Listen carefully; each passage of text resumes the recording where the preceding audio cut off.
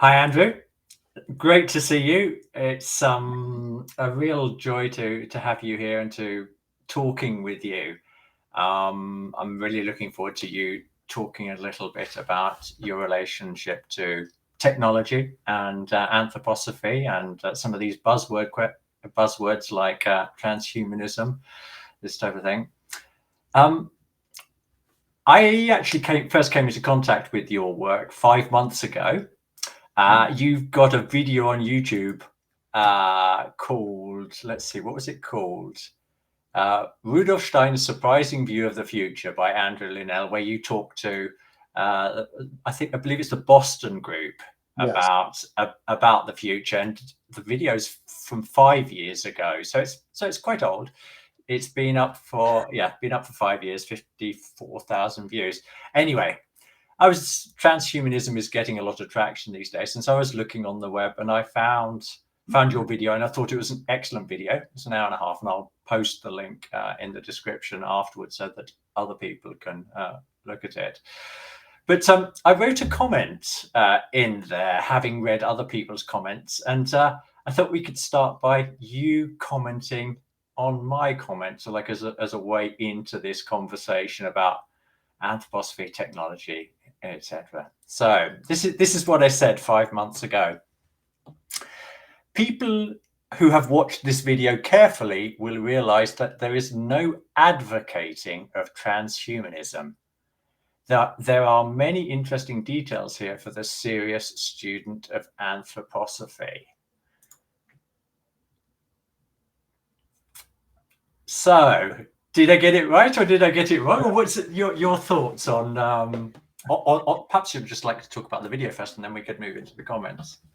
Well, first I'll say it is wonderful to be here with you, Angus, and I appreciate all that you're doing.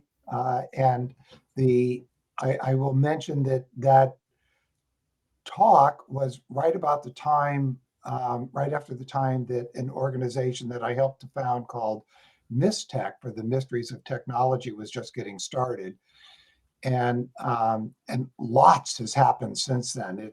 The world is quite full of fear about how we're changing and what's coming. It can no longer be ignored. And as many of your listeners are aware, there's quite a movement, even by those who are the founders and the godfathers and so on of AI, are quite concerned about it and its future. So, and what I was trying to do there, that you hit the nail on the head with your comments, is that there are things that will and must occur in the future, and we can talk about those. The important thing is to face the future without fear. There's a wonderful verse that is by Anonymous, who's written many wonderful verses. I think it was F.W.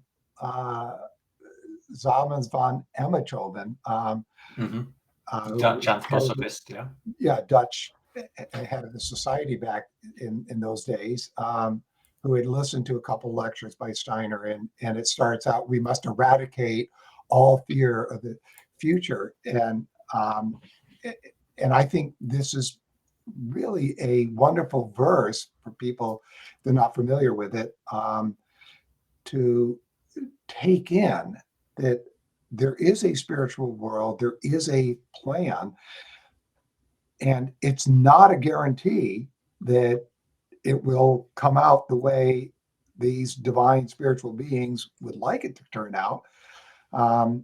But it's not necessarily true that all humans will arrive at our goal for humanity. And just to speak, can I just ask a question? A question that I thought about before I was thinking about we'd be talking about today. I was thinking, it's really interesting, isn't it? It's like, what do you actually think is the cause of this fear, or the causes?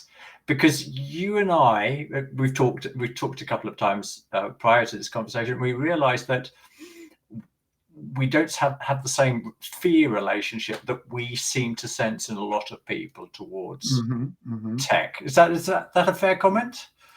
And then,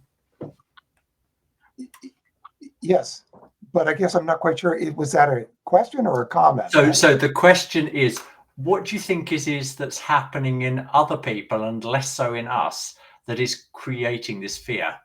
Oh, it's largely the unknown of what is going on in these artificially intelligent machines. Yeah. And there's lots and lots of misinformation, disinformation, and so on that's so prevalent in our times. To stoke fear in people about what these machines will be doing, we have plenty of movies and so on to help stoke these fears. Yeah, that's right. Yeah. So people, and there is, so what could happen at the level that we're at today? Not much. The worst thing that could happen is that some country allows for artificial intelligence to control the nuclear button, or something of this nature, and that would be sort of the worst thing we could do today.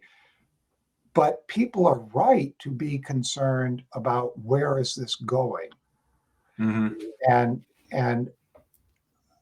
my sense is that people are rightly asking the question about morality.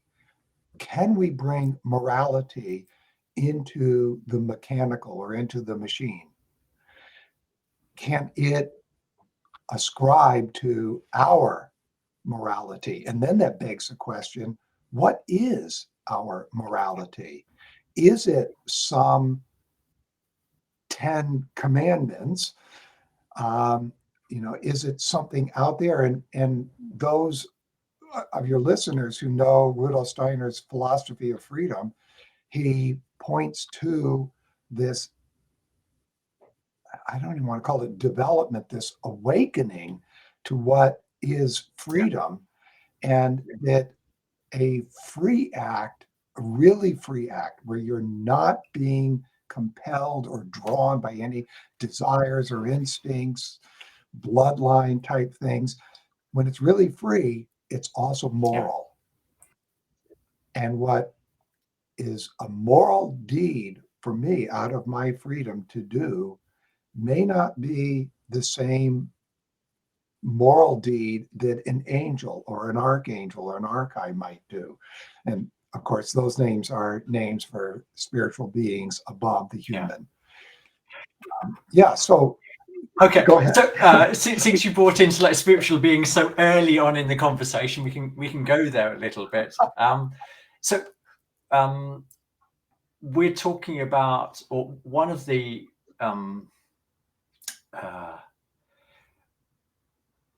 it's our relationship to the elemental beings that we're talking about essentially here with technology. Is that a fair description? Well, you're bringing up a concept that I think is a very challenging concept, and that is the elemental beings. What are they? And in Steiner's monism, which is not the monism of materialism would be a monism, a monism meaning there's just one reality. And many people who come to anthroposophy come with a sense of a duality, that yes, the reality of the physical world, but there's another reality of the spiritual world. And Steiner would say, no, there's only the spiritual reality.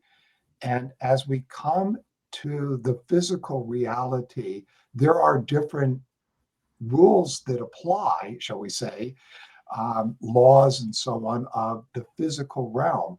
But it still is all the spiritual. And here's where the elemental beings come in, is that their task, what they were created to do, is to make this illusion seem real, to make the things that we are perceiving with our physical senses behave lawfully. Because Steiner talks about the enchantment of elemental beings into air.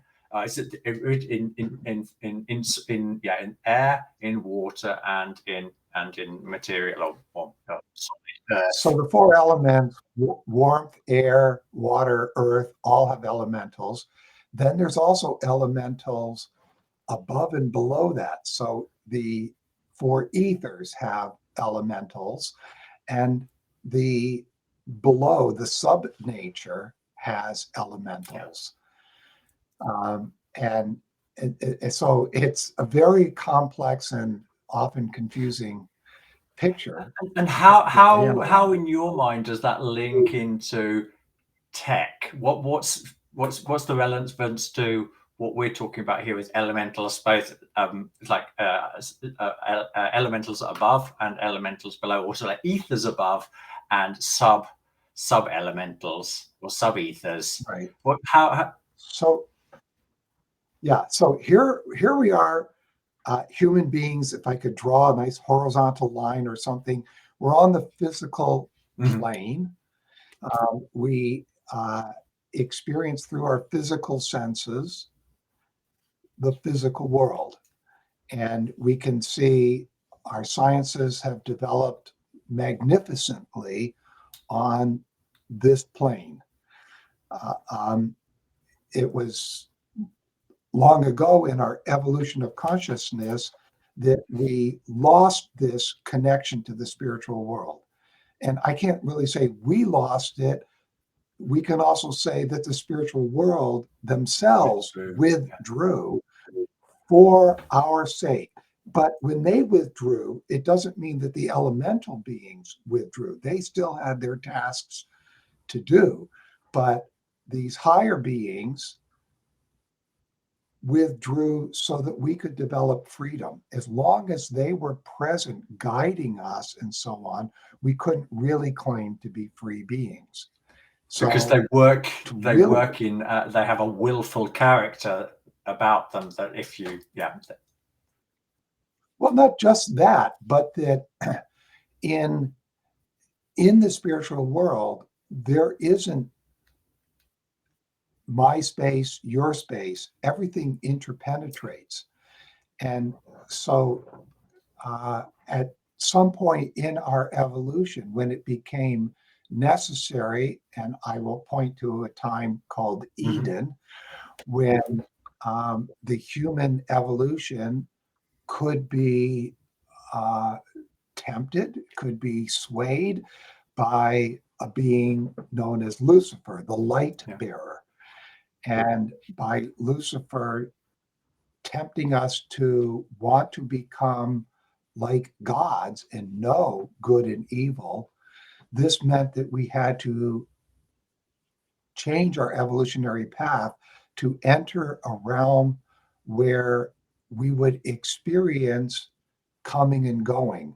It would have to be a place that we experience time, but temporally.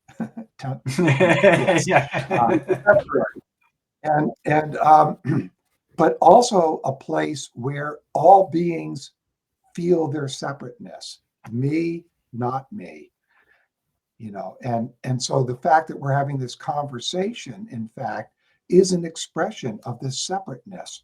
We look to conversation as that which connects us spiritually. So our thinking is a spiritual activity.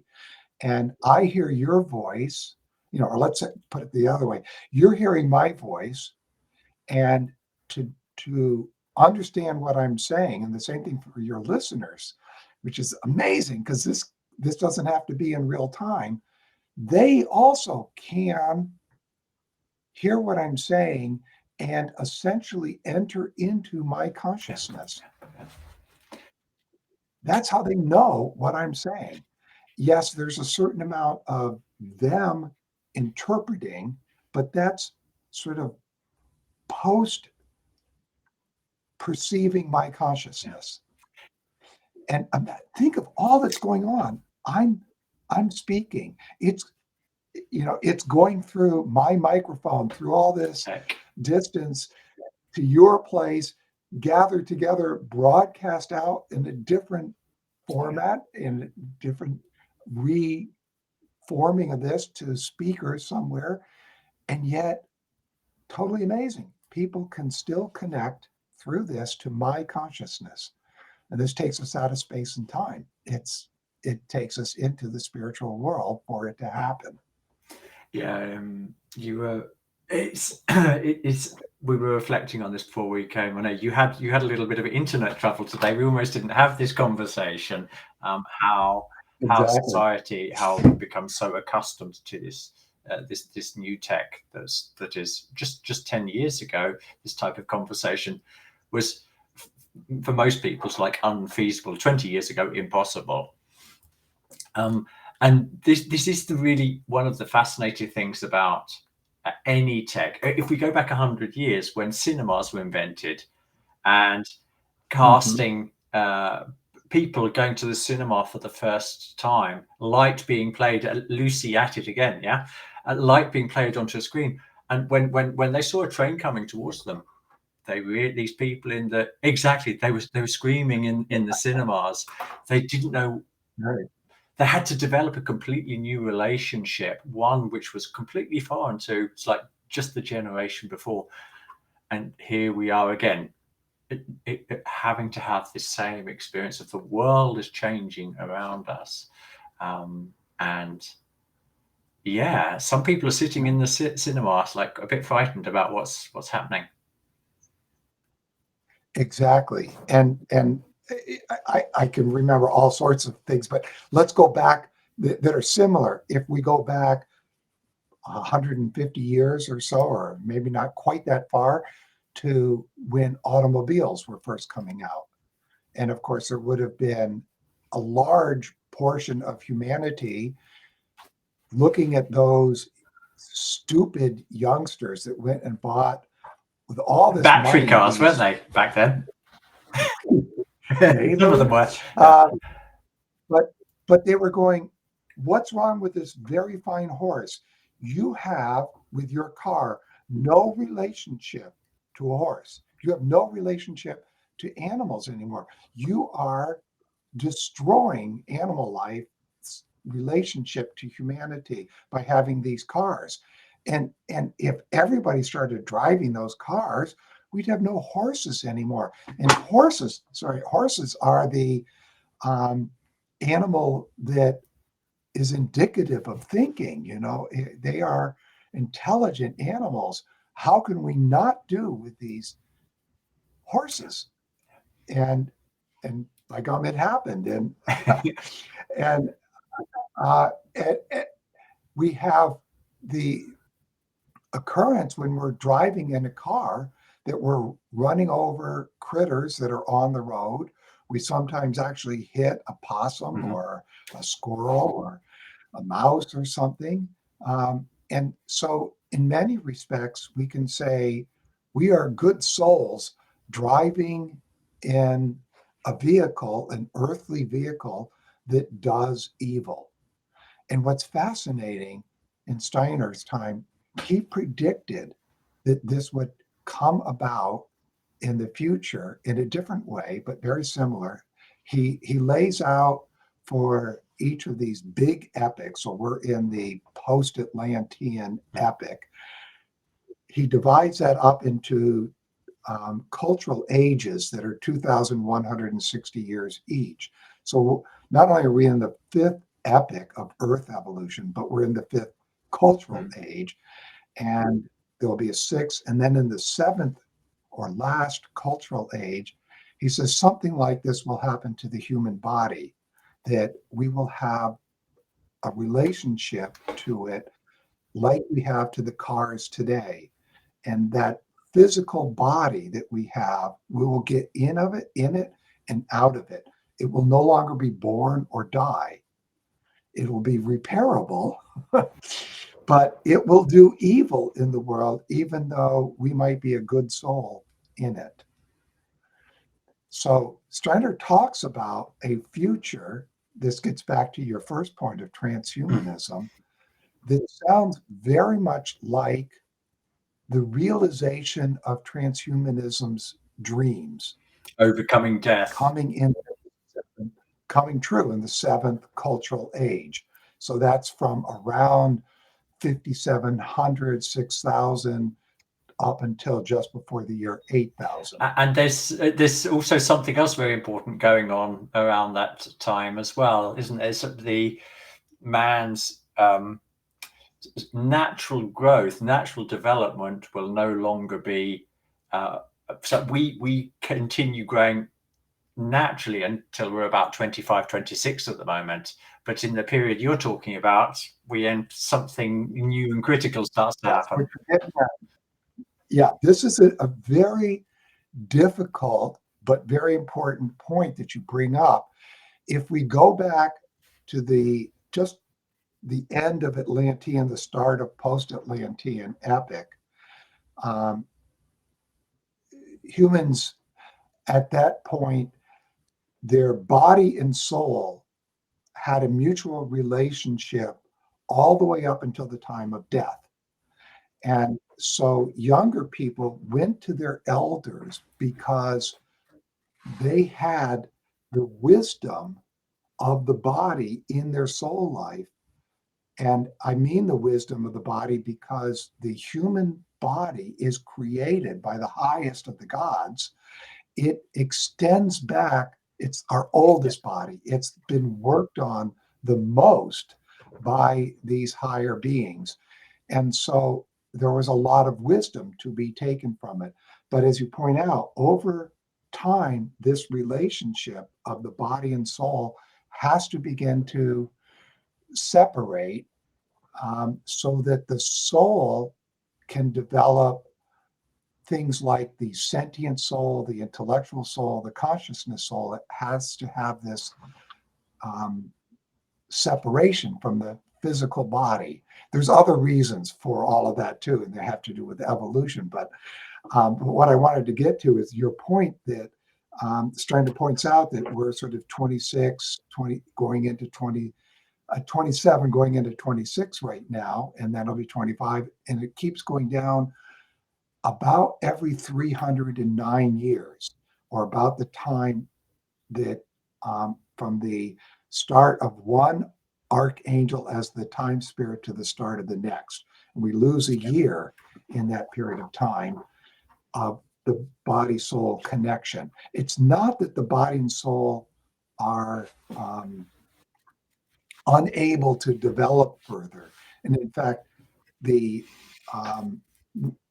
I with my gray hair and all, I'm in the second half of my life, a time when death and decay are out maneuvering. They're stronger forces than the ones that you were in the springtime. That's right. And so human evolution, if we see it as a living entity, is in its second half as well. And as such, we need to be preparing essentially for old age. Now, what this gets to is, when does what I'm comfortable with, when does physical life come to an end? And Steiner actually gives the date. In a number of lectures, we'll see he says before the start of the seventh millennium, which would mean before the year 6,000. That's the seventh millennium.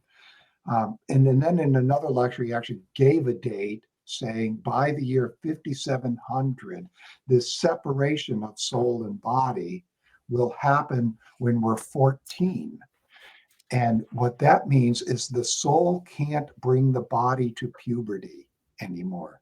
So sexual maturation will no longer occur. And that means from that point on until the end of physical evolution, and that's roughly the year 7,800 when that occurs. That whole period of time, and it's a very scary thing he says in it's GA 177, The Fall of the Spirits of Darkness, and it appears in lecture 14, in case your readers want to look this up. Is this really right? Yeah, and he says we will have to, I'm paraphrasing, have to rely on these fallen spirits of darkness to keep this physical existence going. And what that means is that, well, to put it another way, the dreams of transhumanism will be able to be realized then, because we will need them at that time, because we will no longer be going through birth and death. Yeah. Is That's really hard. I'm Yeah. beginning to, as whilst you were saying that, I was also this is the picture that I have. Tell me if it's the same picture that you have. So some people will develop already by the end of the sixth cultural age, this free relationship. They will no longer need their bodies to continue their development. They'll be akin to angels, basically, using that language. But then there will be a large portion of humanity which hasn't, it's like in the meantime, been able to develop this strength of soul to realize its own actual independent existence from material. And it's this portion of humanity that is going to be going through what you're describing. Is this, am I like... Yes, Steiner indicates, although we can't take it exactly a third, a third, but some portion, and we can say roughly a third, will do exactly what you're saying. They will be able to ascend before or in the early stages of that seventh cultural age, in part because they will have developed and I'll use a term right now because many of your listeners know what it means, living thinking. This is a thinking that begins to use organs of perception that are not tied only to the physical.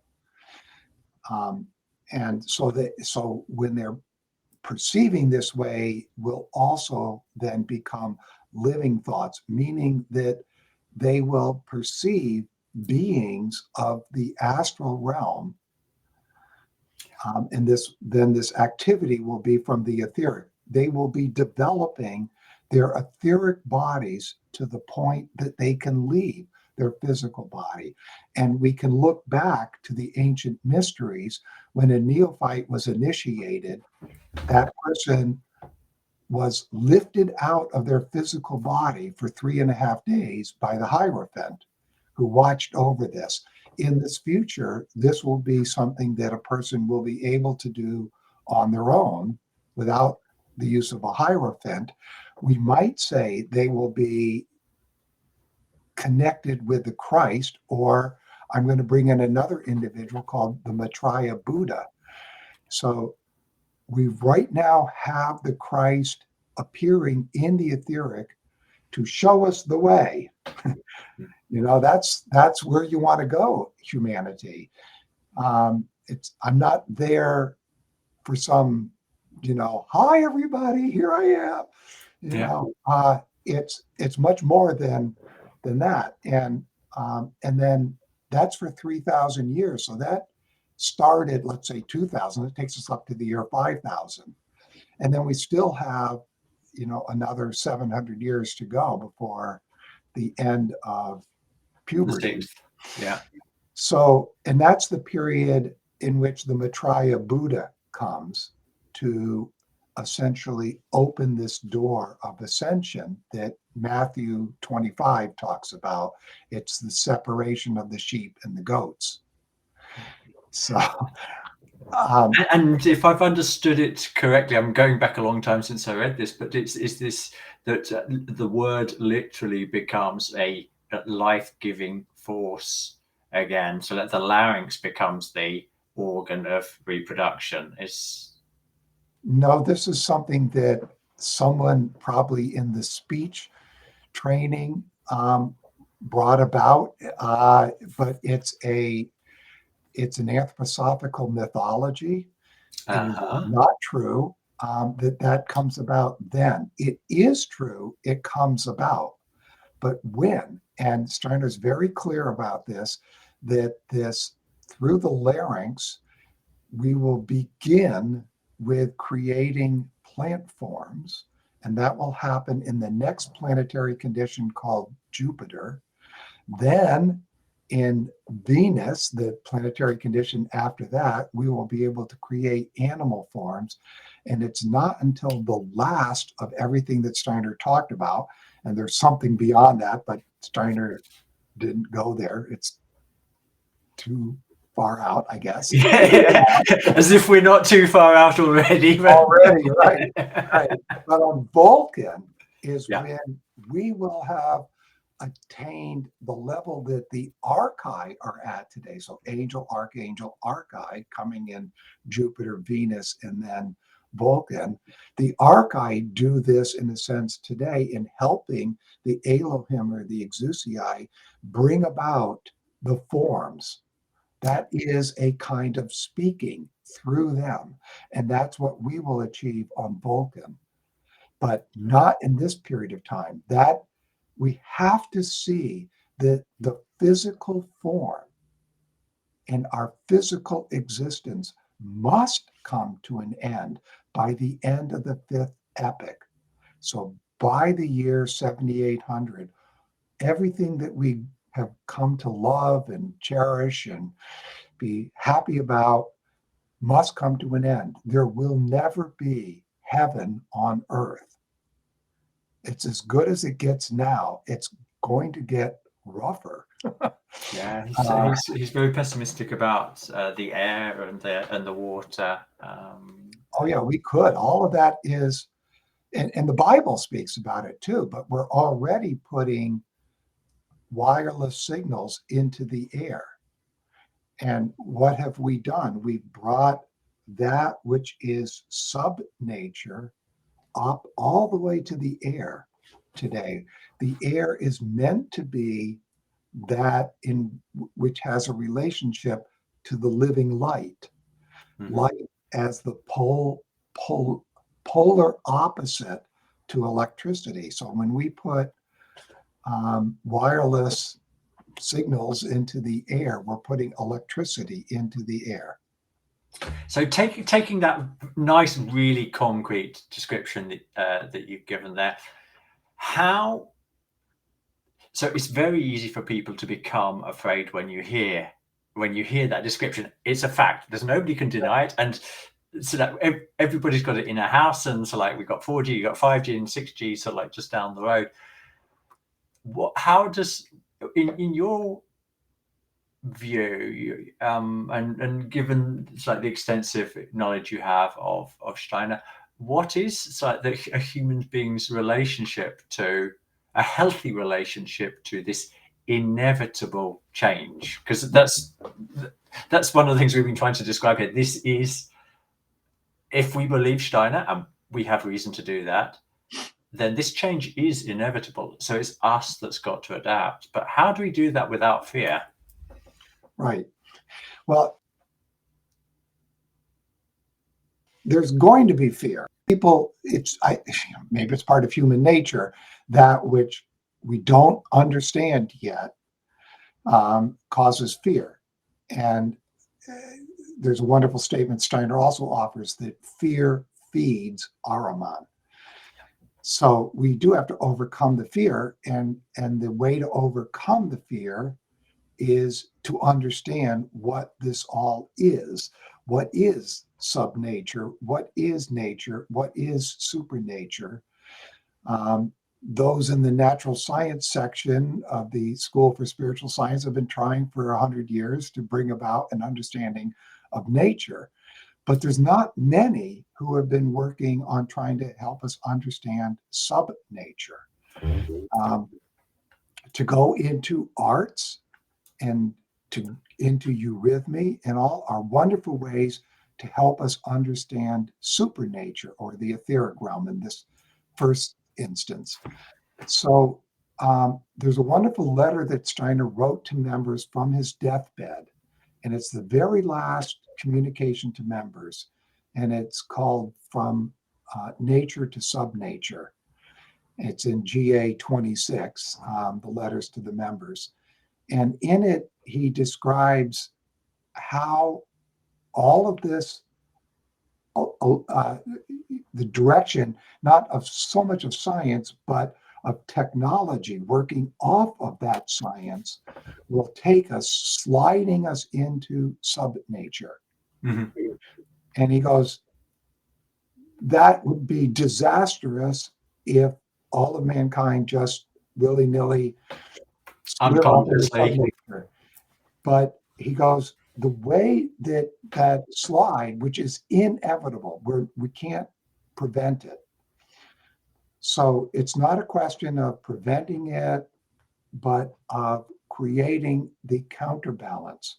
And this is very much what Mystech is all about, is creating the counterbalances, discovering what they are and then creating them. And that is to go into supernature, and now comes the really hard part, in an equal amount to our going into subnature. Now, this doesn't. I'm just going to bring up your. Have you got a nice picture of that on your site, perhaps somewhere? No, not that I'm aware of. A picture of going into supernature, like no. It's an overview of that description. Sorry, perhaps I no, pulled you off your thread. There are in the events and in the study courses and in the journal. Now a newsletter, there are articles, or it's part of some of the courseware, and in the events there have been other, that's showing the conference coming up this August, and then as you can see, there's lots of past events that are podcasts or webinars and so on that cover some of this material. And then there's these courses where, and we're right in the middle of the term right now. The next one, we'll take the summer off. The next ones will begin the very first week of September and go up until. Tell us a little bit about those courses. Well, they've been began in I'm not quite sure if it's 2016, and there are now 7 courses, and they're called first course, second course, third, and fourth courses. And then there's specialty courses where you can study light and electricity, or you can study the destiny of the human body, which is something we're talking about now. And then there's one which I think is the most precious and sacred gift that Steiner gave us, called refined breathing. I saw that here, yeah. Yeah, so you can see them all. Yeah, Colin and Nesta are leading that one at the moment. And we've had different hosts to lead those. Sometimes people have just studied on their own, which I think studying in a group has tremendous advantages. There's a lot that, gee, I never thought about it that way, that comes up when you study together, as well as all the social and support that you get for your questions. And I just can't understand this, And this hearing it also from the outside, somebody who's tried to digest the same material as you, and they transform it in a completely different way. But that adds to the completeness of understanding it, coming to terms with it. It's something that people have heard me say it a lot of times when we've been talking about the philosophy of freedom and the riddles of philosophy, that the immense value of studying it in a group. It is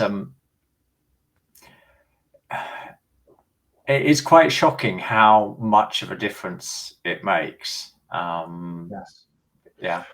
Well, let me mention something to sort of round out this picture of evolution I've been speaking about, because I think it's a vital key point.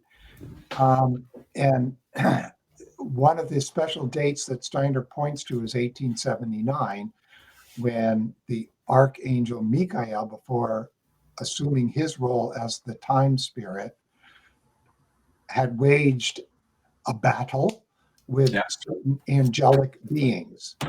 And those angelic beings were the same beings that had been given earlier the task to seal off the spiritual world from human perception. They had accomplished that magnificent deed in 1250 AD. Yeah. About the time that Christian Rosenkreuz begins his mission. And it's a very, very significant time. It's also the time of the Knights Templars coming up to their demise in 1313, and under King Philip IV. So, very significant period of time, and um, and then all of the angel beings, pretty much starting from the 15th century, are being trained to take over the role that the archangels have had, and that was administering the human blood, because the archangels were moving on to take up that which is the most deadly, if I can put it this way, of the human body, which is the nervous system. And so the angels were trained, and then Michael comes along and he drives these angels who have been trained now on the blood to enter human consciousness and get out of the heavenly realms. So they're here working on all aspects of the blood today to draw us into racism, nationalism, genderisms, and all the other things that may be tangentially even related to the blood, anything they can do to get us to adhere to the blood. Why? Because the more we can drive materialism into the blood, the more Ahriman can get a hold of it. He can't get a hold of it. He wants to replace blood with something that, shall we say, cannot carry the ego. Yeah. Today, the ego lives in the warmth of the blood, and this is something Ahriman has no access to. And what we need to be developing humanity here in this period of developing the consciousness soul is those heart forces. Because the next cultural age, the sixth, is when we need to realize Philadelphia, the era of brotherly love. Yeah. And he mentions that Slavic and Russian people are particularly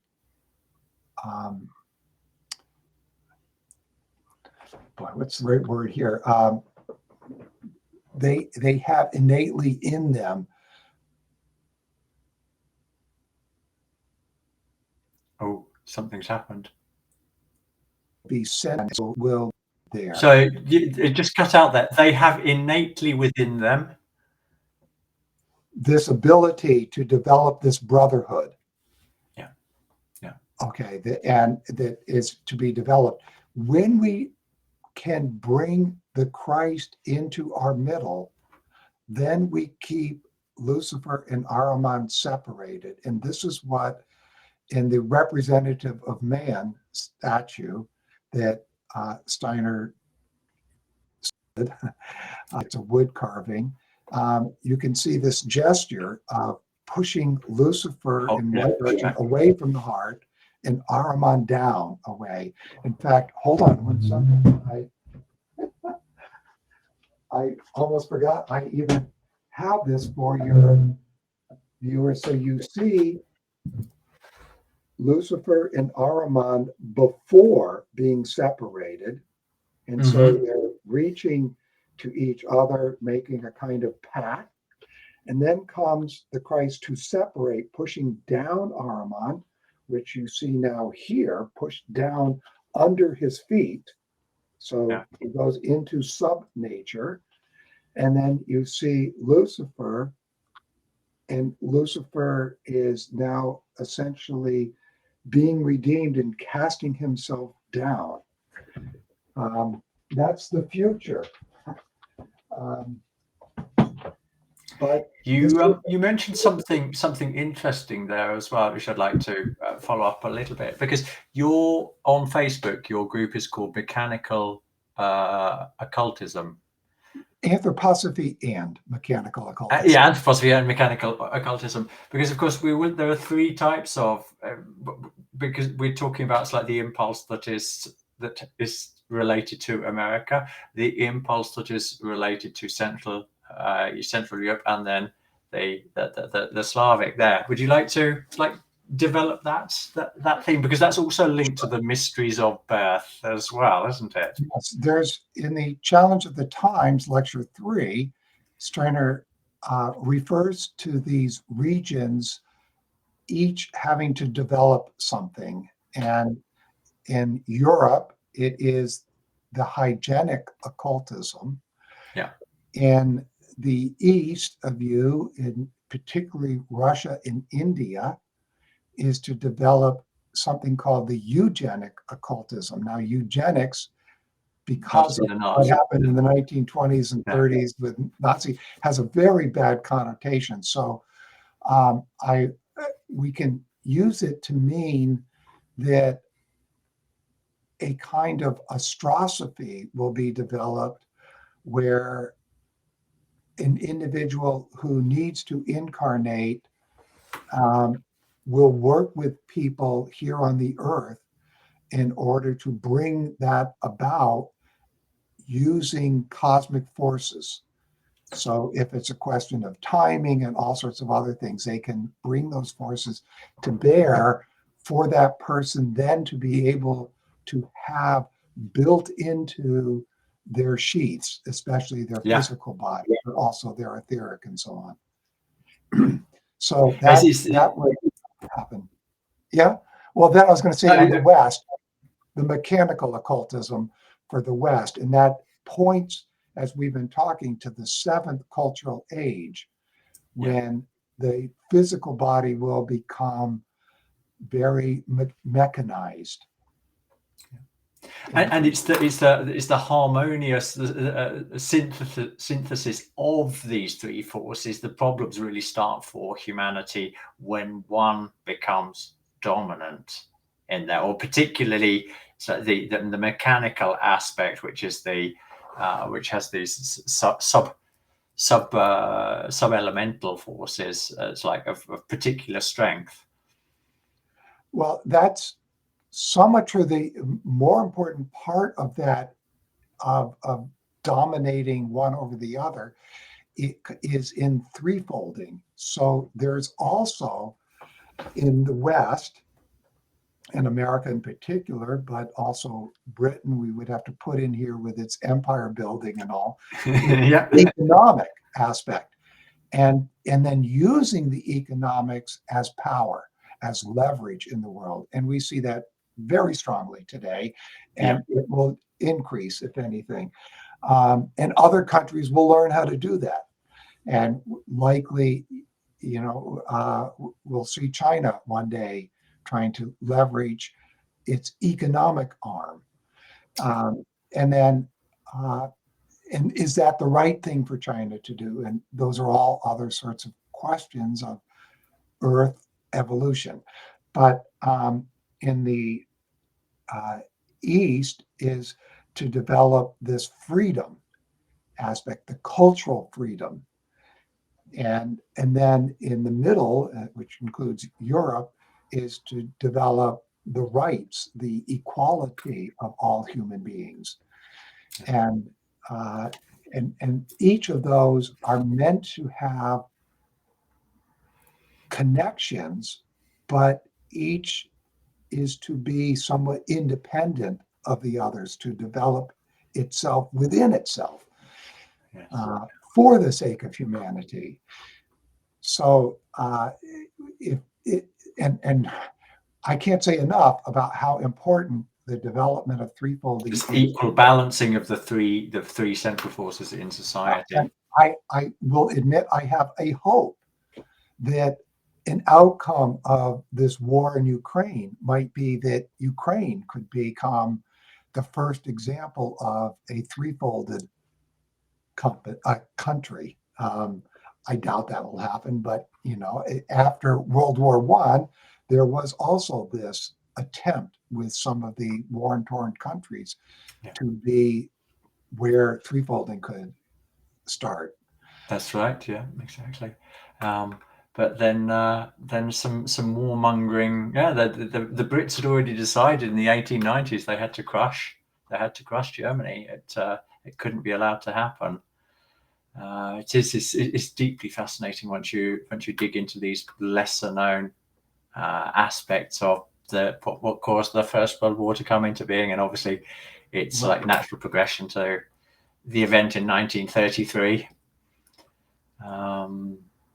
So a couple things that we I think it should be mentioned a little bit more about this period at the end of the sixth cultural age, when ascension and going forth. And I said a third, that a third, when the Maitreya Buddha opens the door, will essentially be able to everyone immediately within, say 33 years or so, reach that point, be clear for them how to do that. And what's their role? It's not, oh, thank God I'm here in heaven. No, absolutely. It's not that. See your eyes. Right. Oh, I have dealt with something that I can now turn around and all those others haven't been able to ascend. And so get there so far, yeah. During the seventh cultural age, third, roughly, of humanity will be able, with the help of these humans working from above, also be able to ascend. But that's a big portion of, and higher gods, no intent of saying, well, you chose it, goodbye. So Steiner mentions initiates go this path, what I'm about to say, for the sake of redemption.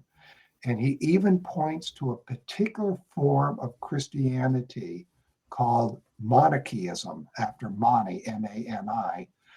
And their role will be on Jupiter to work in such a way towards the redemption of all the beings that have acted as our beings of hindrances. When we speak the Lord's Prayer, forgive us our debts as we forgive our debtors, I believe we're referring exactly to that. It's our debts. We're not praying, oh Lord, I'm a sinner, forgive me for my debts. We are asking for forgiveness for our debts. And then who are our debtors? Not the other humans that are indebted to me. What beings? And so there are a class of beings who will be on the human stage of Jupiter. Our human stage began in the Atlantean times. We recapitulated old Saturn, we recapitulated old Sun, we recapitulated old Moon in Polaris, Hyperborea, Lemuria. Yeah. Then we began in Atlantis the human stage. And it wasn't until the middle of that human stage that there was firm earth, that everything that had been living substance up into that point finally began to die into rock. And then we could step out and step up upon it to be upright human beings. And then Seth was born and sexual procreation had begun. The separation of the sexes began long before that. Began in Lemuria with the extraction of the moon. The moon will come back to complete that. Sexual procreation will come to an end. The separation of the sexes will come to an end. And we are already seeing people, shall we say, trying that out today, trying to see what it's like to be a genderless person. Yeah, it is fascinating seeing it in that context. Yeah. It's a challenging world. There's one bit whilst there's also coming to my mind whilst we were talking about how do we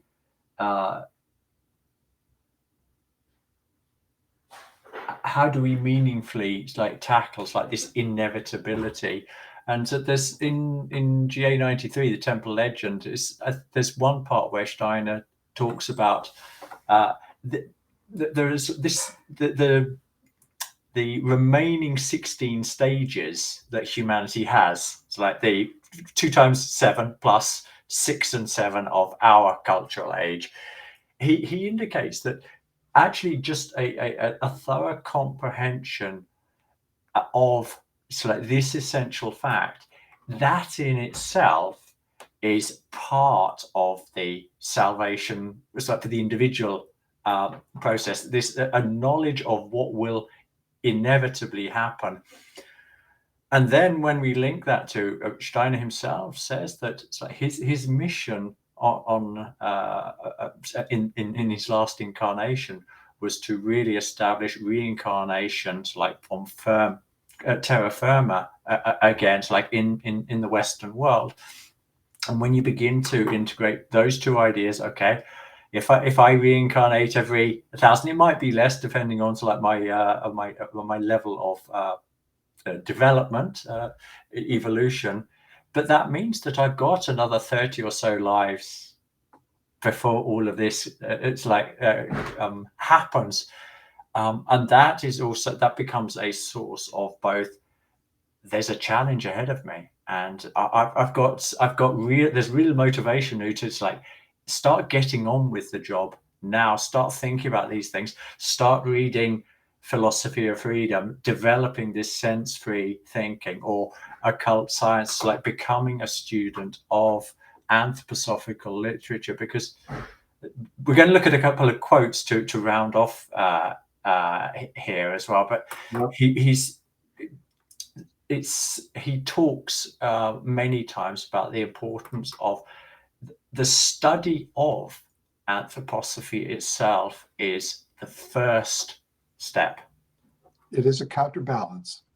Yeah, exactly. Yep. It's a necessary thing, not so much the study of anthroposophy per se, but it's spiritual science. The concept, spiritual concepts, living concepts. Yes, this is absolutely essential. And we talked about, because we're sliding down into subnature, we must balance that out, or we will go that direction and not be able to ascend. We will become so convinced of the only reality being this physical, which will become a sub-physical reality as well. And I'm making an educated guess. This is something that your courses you are particularly focused on. And before you go to that quote, though, let me just mention something that I think is absolutely essential for people to get this, which is when we fell the fall from Eden to Earth, it was meant to be temporary. And Ahrimanic forces, Ahriman himself, was brought in to create that world where we're all separated, the physical world. He had a role. And to do that, he had a kind of agreement with those divine spiritual beings called the Exusii, who brought him in. And that agreement is that they would get bodies one day with which to conquer the earth. This was their desire. And so they get that when we humans are done. Their desire is to grab some of humanity to go with them. So Steiner calls it the second fall. And this will happen around that year 7800, perhaps 77 or so, a second fall. And when we leave this physical body for ascension, there's the question, what happens to it? And if it has become a home suitable enough for your Ahrimanic double, and this brings us into a whole nother subject. Yeah, we're going to have to do another conversation, aren't we? Right, but I'll leave it to the readers. There's something called Geographic Medicine, and Lecture 2 describes it quite well. And this double has helped prepare putting electricity and magnetism and so on into this physical body. And they are continuing to steer our evolution to begin to accept more and more pacemakers, artificial limbs, prostheses, bionic eyes, brain chips, all these sorts of things. These as companions. These are all attempts to bring about a body that they can inhabit. And when we ascend, they get it. But this form is given to us, those who are upon the human stage, by the Exusii. It cannot be the form for Ahrimanic doubles. And so they will fall. And what will they fall to? They'll become the spidery beings that cover the earth when they conquer it.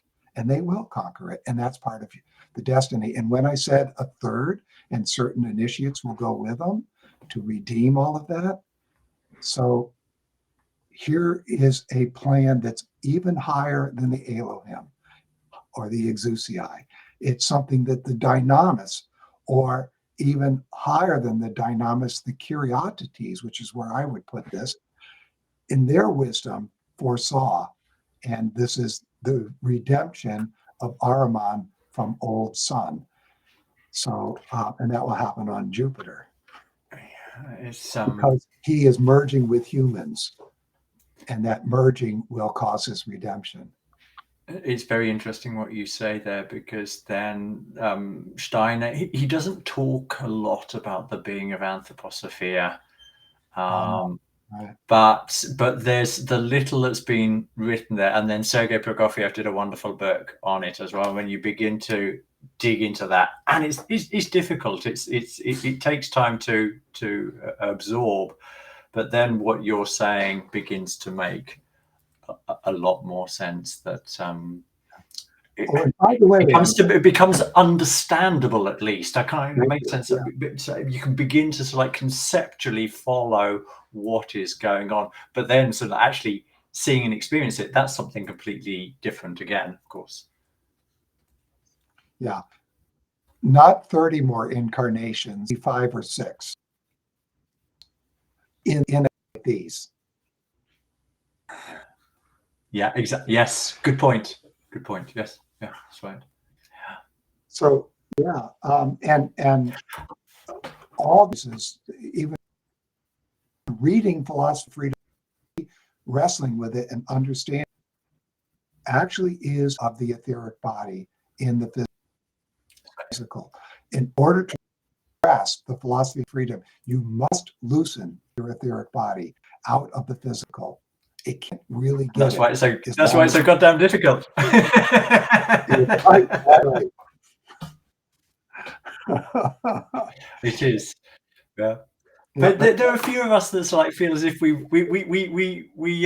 loosened the wheels a little bit on it last time we went through it on this channel here. So let's segue to like a few quotes that I pulled, and we're going to be revisiting a little bit some of the topics we've talked yeah. about. But I think it is good to actually have some what Steiner is saying. Yeah. So this is from GA93, which I actually mentioned earlier when I was talking about part of overcoming this is just knowledge of the of the remaining 16 cultural ages. So I'll just read this, and then if it's like spurs any thoughts that we haven't already said, go for it. If not, we'll just pass on to the next one. Okay. So the fact has been known to occultists for millennia. Now one is beginning to realize that the physical atom is condensed electricity, but there is still a second thing to be considered: what electricity itself is. That is still unknown. They are ignorant of one thing, namely where the real nature of electricity must be sought. This nature of electricity cannot be discovered by means of any outer experiments or through outer observation. The secret which will be discovered is that electricity, when one learns to view it from a particular level, is exactly the same as what human thought is. Human thought is the same thing as electricity viewed one time from the inside, another time from the outside. Isn't that amazing? So what he is telling us here is we have the wrong concept for electricity. And by having the wrong concept, we have allowed an Ahrimanic being, or Ahriman himself essentially, to enter into all that we do with the wrong concept. So all of electrical engineering, which I was an electrical engineer and all, and it's just some aside things which are fascinating, is in order for that engineering to work, a form of mathematics that had laid dormant for quite some time was found to work amazingly Which well. that? And that is imaginary numbers, which is when Mm-hmm. you square something, you get a negative number. And Steiner talks and other things, when we go into this realm, we have to put a negative number on for our calculations. And he was way ahead of his time, Steiner, on all of this. The same thing with space when he talks about the inside of the sun is not positive space as we know it. It's a kind of negative space. We have to use negative numbers when we start doing our calculations for the inside of the sun. I think there's some interesting people out there talking about. You can educate me, but it seems to me very interesting. The electric universe concept. You might be familiar with it. There's some good channels out there, I believe. So, yeah, it's work that is. What I find amazing is this work is right on the threshold. They can't quite get rid of materialism yet, but they are really, really close. Yeah. One of my favorite facts from that, and this is a fact of science, is we've got this inherent contradiction. A sunspot is supposed to allow us to peer more deeply into the sun, but it's cooler than the surface, and that just doesn't jive with the official, the accepted science, which is that there are nuclear reactions or there's nuclear fission going on in there, and that's why it's so hot. But when you begin to look at it through this electromagnetic paradigm, a lot of really strange phenomena become, that makes sense, actually. Yeah, the rhythms, 11-year rhythms for the sunspots has not been figured out. They all agree it's 11, but why, what's going on there is an unknown. So we can continue, I guess, if you'd like, or do you have? Yeah, sure. I'll take the next one. Oh, I should just mention, sorry, that this relationship to human thought is quite an interesting one, and as well to light. So, and I don't know if in what you're going to read next or later discusses the polarity between light and electricity. And then if we put human thought between these, then you can see this sort of relationship that's going on, that our thinking today as a dead thinking uses electricity. We see this when we look at how do the physical senses work, but what I don't know, I don't want to go too far into this, but in the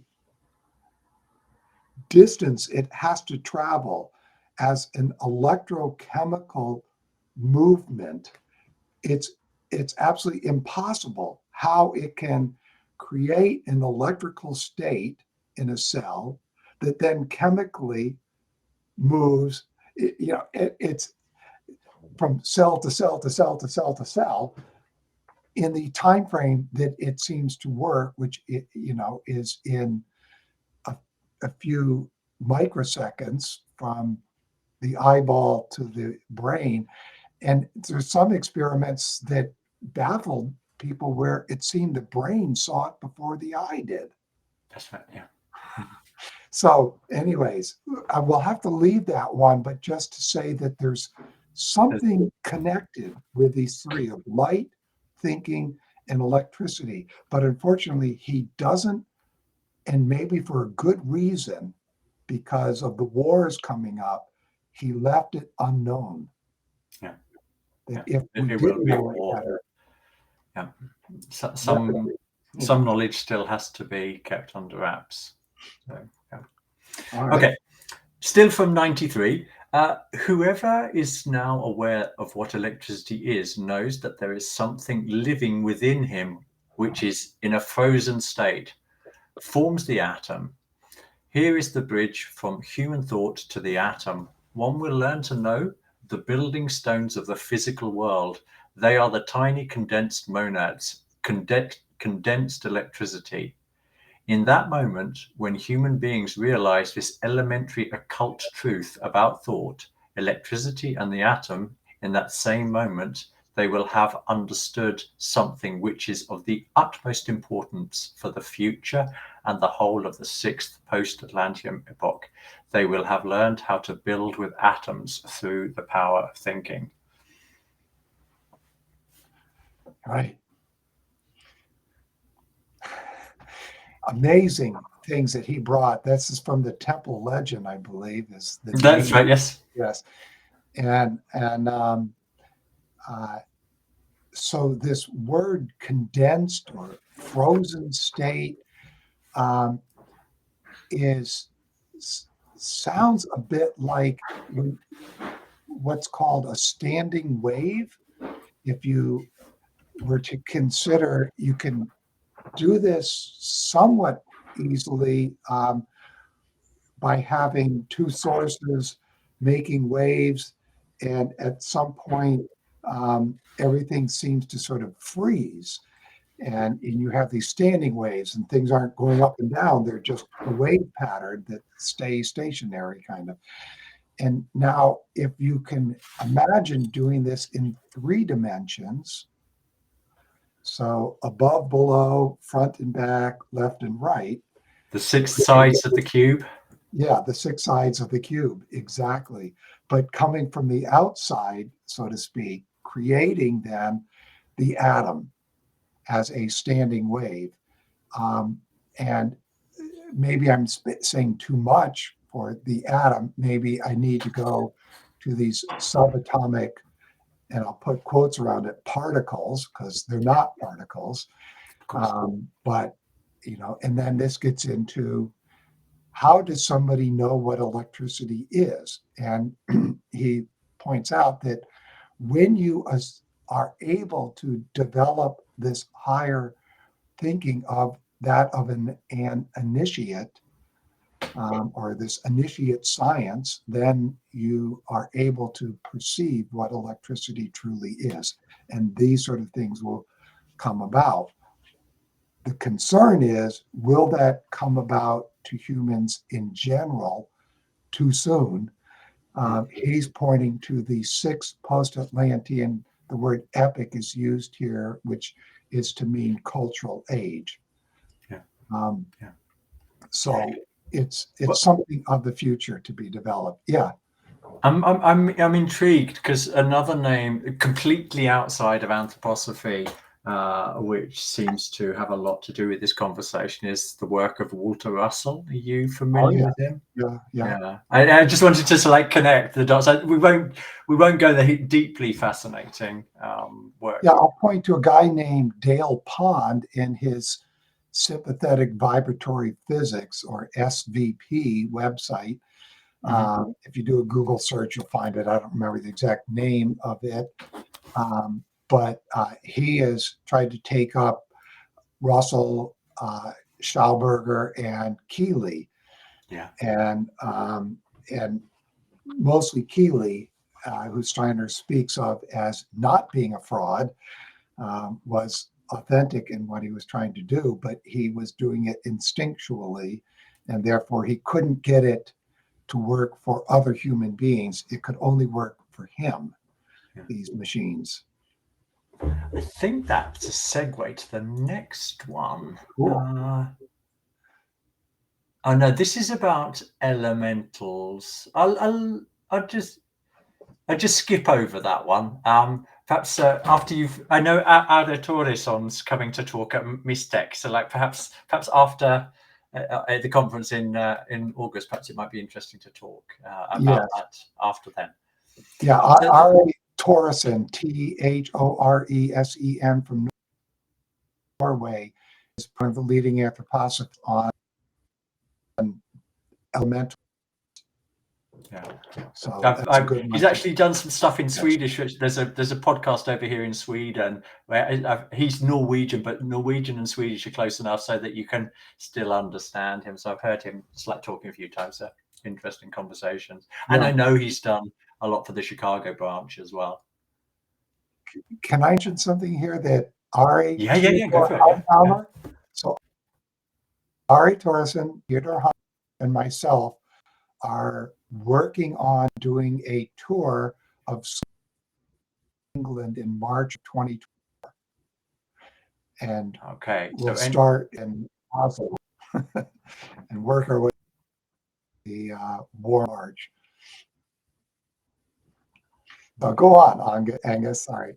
Okay. So this is one that I am super intrigued about how you're going to answer this one, because this is one that has been on my boilerplate for a long time, and I don't have. I've had to like various ideas. So the first bit is these are both from the Karma of Untruthfulness, GA 171. So mankind is now faced with having to solve certain quite specific problems. This applies above all to something I have already spoken about, which is connected with today's much admired technology, a consequence of natural science, which is also much admired by spiritual science. In the comparatively near future, this much admired modern technology will reach a final stage where it will, in a certain way, cancel itself out. In contrast, something will come into being, I have mentioned it in passing here, which will enable people to make use of the delicate vibrations in their etheric bodies as a driving force with which to run machines. Keeley. Machines will exist which are dependent on people, and people will transfer their own vibrations to the machines. Right. Isn't this is unbelievably fascinating stuff? Did you want to continue reading, or shall I comment now? They're actually they're slightly different, which is why I've actually divided it up on the screen, because it's the bit that I've highlight. You might want to comment on something else. The bit of specific interest for me is that modern technology will reach a final stage where it will, in a certain way, cancel itself out. I'm really intrigued to hear what your thoughts on what he might be referring to. If we look at what is this modern technology using electronics, where is it getting its ideas from? What's it trying to mimic is a great word. And obviously, artificial intelligence is trying to mimic human intelligence. And, and because it's limited, because it's using a machine to do the work, which is just statistical gathering of data. It's able to do that kind of work much faster and more strongly than the human can, because our thinking is something quite different. Now, our thinking when we as we've been talking, begin this ascension, our thinking will be able to start working in the etheric brain. Whereas today, what your thinking activity, what is an astral activity working upon the etheric, which then causes the physical brain to reflect what it's doing, so that, and you know all this from Philosophy of Freedom, your thinking is like walking on the sand, and it makes footprints on the brain, which then the blood, which is the ocean water, washes smooth again later. And that's why MRI, functional MRI works, is that we can see where the blood is flowing. We know what parts of the brain are involved for certain kinds of thinking. And we even have instruments today that can, not word for word, but can say, oh, he's thinking about a trip he made to the Rocky Mountains. Okay, we're that far along in this. Now, what he's talking about here is the future of technology. And I want to mention Paul Emerson here, because he did a lot of pioneering work in this regards. And Gandhi Shapur in Silicon Valley, or yeah, in that's one of his books, From Gandhi Shapur to Silicon Valley. It's 3 volumes, huge volumes. Machines and the Human Spirit is a much shorter version of all of that. But so as we loosen this etheric body from the physical and become more capable of experiencing the etheric by being in that body with some consciousness, we will eventually get to the point of bringing that etheric realm into a kind of machine. Now, in the beginning, he says such machines will run on electricity and magnetism, and they will understand the moral impulse from a human being. So, what is a moral impulse? And this gets back to what we were talking about much earlier. From the Philosophy of Freedom, chapters 9 and 10, really tell us about what is morality when it is coupled with human freedom. And so a moral impulse arises and can only arise from the human ego, the true ego. And it stirs the astral into motion, which causes the etheric body to vibrate. And that vibration brings that moral impulse all the way into the physical. What he's getting at here is we will be able to build a machine that will react and do what we want it to do based on these etheric vibrations, these vibrations of the etheric body. Yeah. The more we can loosen that, the more that body will be capable, the etheric body will be capable of directing a machine. The more we're still in the physical, unloosened, the less we are able to do. It just shakes around in here. Yeah, but this is why Keeley could do it and others couldn't, in a way, is for him it was much more loosened as he was constituted at that time. So, but he wasn't aware of how he could do it enough. It was too instinctual for him. This will become conscious. And he also goes into other lectures, lecture 12 from the reappearance of Christ in the etheric, also known as lecture 3 from right and wrong use of esoteric knowledge. I think it's from, well, never mind. I think it's the 25th of November, 1917 as well as, anyway, he talks about how we will come to know how to, and this applies to the next quote that you are going to read as well, that we will be able to use in the mornings and in the evenings the forces from Pisces and Virgo to create these kinds of machines that will not harm human evolution. But at the same time, having that capability, other people motivated by making lots of money for egotistical purposes or group egotistical purposes will be able to use midday and midnight and Sagittarius and Gemini forces to create machines that do something very similar. And you won't be able to tell unless you're an initiate that those machines will not be serving human evolution, but will actually work towards the second fall. It's sort of completely new to me what you're saying there. Yeah, and so they cancel themselves out for those who essentially are on the path towards ascension, that these things that social media does today, you will be able to communicate through the etheric with other human beings.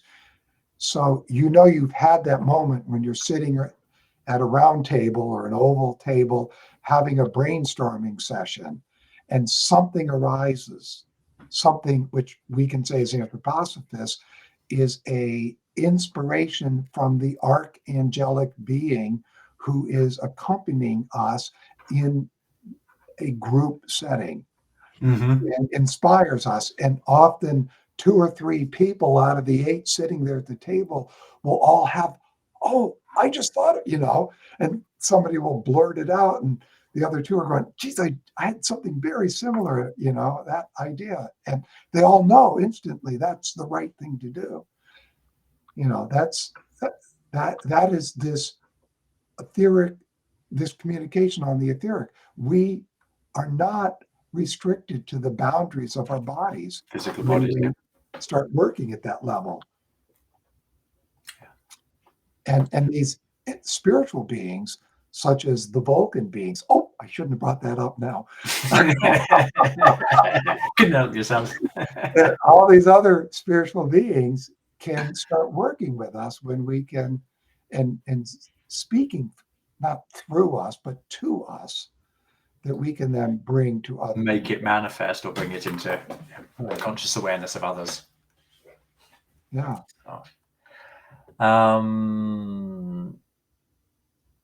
Let's skip to the last slide because I know we aimed for 90 minutes and I don't want to keep you too long. So got this is from 273.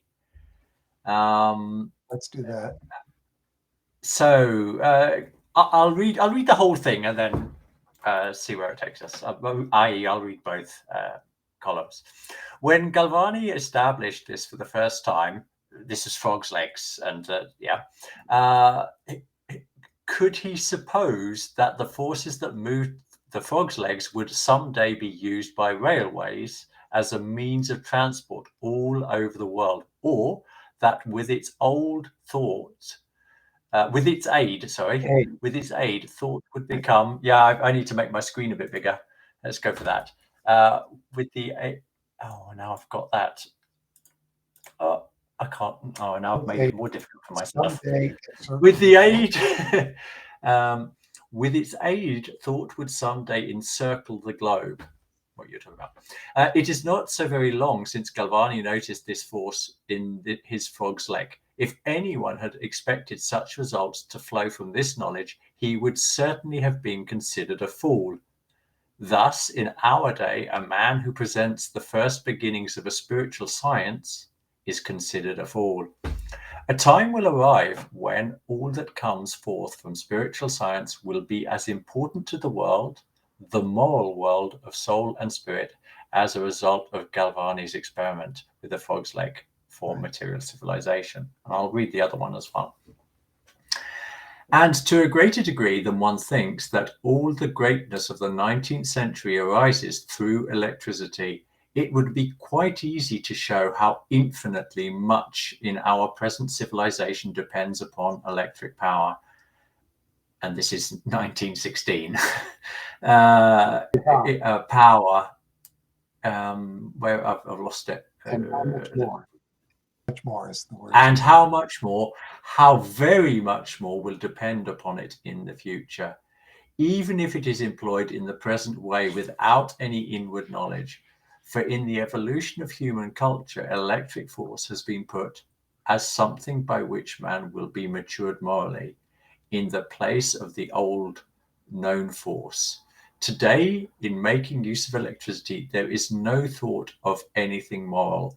There is wisdom in the progressive historical evolution of humanity. Man will mature by being able for a time to develop his lower ego bearer in his uncontrolled egoism that is deeply harmful. And in all conscience, there is sufficient of this, as our own times clearly show. So, Angus, what's wonderful about this quote, and I think you should also underline, oh, come on, where did it go? Well, so by which man will be matured morally. This is something which will help to bring about our moral maturation. Imagine back when you were 13 years old and you were just maturing, shall we say, sexually, and you were concerned about all sorts of new things that you were never concerned about. Am I popular? I remember a person. Oh, I'm sorry, this is too much of a digression, but No, go for it. Go for it. It came to mind. When you're getting dressed after gym class, do you put on a sock on each foot and then the shoe on each foot? Or do you put a sock and the shoe on one foot and the sock and the shoe on the other foot? And I had no idea, but the guy who was asking me was one of the most popular guys in the school. And I said, I do a sock and a sock and a shoe and a shoe. And he goes, okay, phew, you're normal. And I felt, oh my God, I was so tense answering that. And I felt such a relief that I was normal. Yeah. But, what this gets to is we are in a stage in human evolution to mature the moral aspects of our lives. And this morality begins with Earth evolution, and it continues all the way to Vulcan.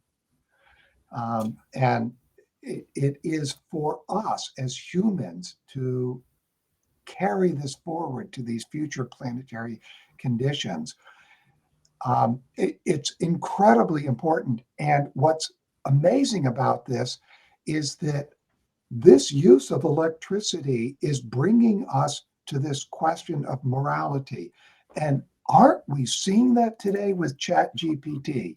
Absolutely. What is this going on right now? It is a question of morality that people are asking. And there's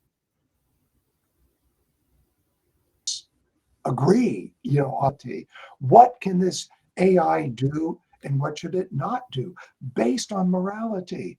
Oh, how do we determine what is moral? Do we use the Catholic Church, the Buddhist, the Muslim, the indigenous peoples? How do we select that? Or is it something that's out there, or is it, as Steiner said, it's totally within? Is it something that has to do with your freedom? And then it becomes the question, what is your freedom? Is it your desires? Is it your wants? I want to make $1 million. Is that my freedom? Am I free to do it any way I want? Yeah. A phrase I use, when Steiner's difficult to understand, I've got I've got a cheat sheet, and my cheat sheet is, Angus, the reason you don't understand, because it's either got something to do with freedom or it's got something to do with love. And when you understand those better, you'll understand what's going on. And I'm hearing the same here. These central concepts are behind everything that you're saying here, and at such an important world-changing level, and we have to come to terms with it. That's right. We do have to come to terms with it. So if I were to summarize what we've said, you've just said it in a way. The outcome of Earth evolution is that those beings who are on the human stage of Jupiter will see what we see as the wisdom of nature. It's amazing what's been put together. The interplays, the interpenetration of everything is full of wisdom. They will see their nature, which will be totally different, as something that's been put together with love. And that love will speak of morality. And they will learn all of that through being in their nature. And we will be their angels. And those beings, by the way, are with us today. Those future Jupiter humans are coming up from below through Ahriman's realm into our realm. And they approach us where we're most unconscious, of course, in our will. And so we have to deal with them. This is, to me, living a life on Earth today is a question of becoming more and more conscious. And oh, by the way, we are in the age of the development of the consciousness soul. And it's hard work. Yeah, it is. I think that's a wonderful place to end this. Really, I'm so grateful that you made space for me to be able to talk together. I think you've said so many important things here, and in a clear, in a wonderfully clear way. So thank you. Thank you so much. Angus, this was wonderful for me too, and it's amazing. Sometimes I want to listen to it to hear what what you say. Okay. I'm not sure. Did I really say that? Yeah, no, but this was really good. Great interview, and you did, and so I hope all your readers and listeners also agree. So thanks. I'll just press end recording and